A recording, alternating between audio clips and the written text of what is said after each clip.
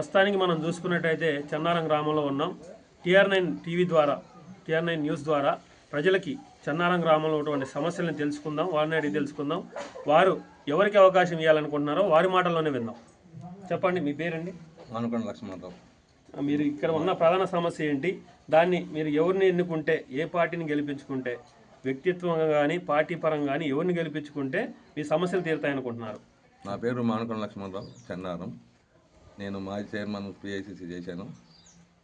గత 50 సంవత్సరాల నుంచి నేను పార్టీలో పాల్గొని ఇప్పటివరకు రాజకీయంగా 5వ గ్రామ పంచాయతీ నేను సింగిల్ పోటీ చేసుకుంటా. ఒకసారి కుమ్మరంకయ్య గారిని పెట్టి ఆ రోజుల్లో 650 ఓట్లని తీసుకొచ్చి లాస్ట్ మూమెంట్లో రిగ్గింగ్ వాళ్ళు చేసిన దౌర్జన్యంలో ఓడిపోవడం జరిగింది. మొన్న పైన బీసీ క్యాండిడేట్ని, జనరల్లో కూడా బీసీ క్యాండిడేట్ని మస్తాన్ గారిని నేను సింగిల్ ఫైట్ చేసి గెలిపించడం జరిగింది.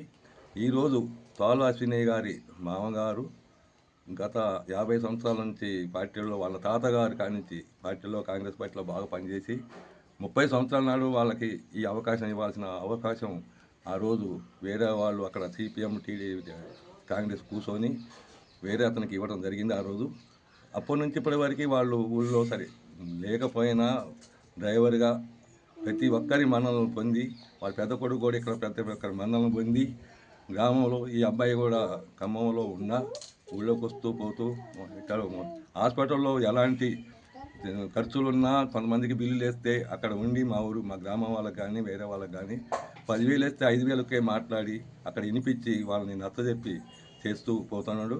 ఈ అమ్మాయి కూడా బీఎస్సీ నర్సింగ్ చేసి ఉన్నది, డిగ్రీ. ఇప్పుడు కూడా ఈ జనంలో ఒకసారి అంటే మాలపల్లి అనే ఒక సందర్భంలో బీసీ ఎస్సీలో ఎప్పుడు కుమ్మరచంద్రయ్య గారు చేసిండు, సరే ఇక్కడ ఒకసారి చేకూరడం చేయడం జరిగింది. ఇప్పుడు కూడా కిరణ్ అనే వ్యక్తికి సరే ఇక్కడ టీఆర్ఎస్లో ఉండి ఇక్కడ ఎమ్మెల్యే కాంగ్రెస్ ఇచ్చినాడు, అతన్ని ఓయటం జరిగింది. అతను మళ్ళీ వాళ్ళ కాంగ్రెస్లోకి వచ్చి సరే ఇక్కడ ఎమ్మెల్యేకి ఇవ్వాలి అనుకున్న సీట్ని సరే ఆయనకి అక్కడ రాజకీయ పలుకులు ఉపయోగించుకొని అతను తెచ్చుకోవడం జరిగింది. సరే అతను డీలర్ కూడా కొన్ని సందర్భాల్లో అతనికి కుదరడంలో కొంచెం లేట్ చేసేవాడు.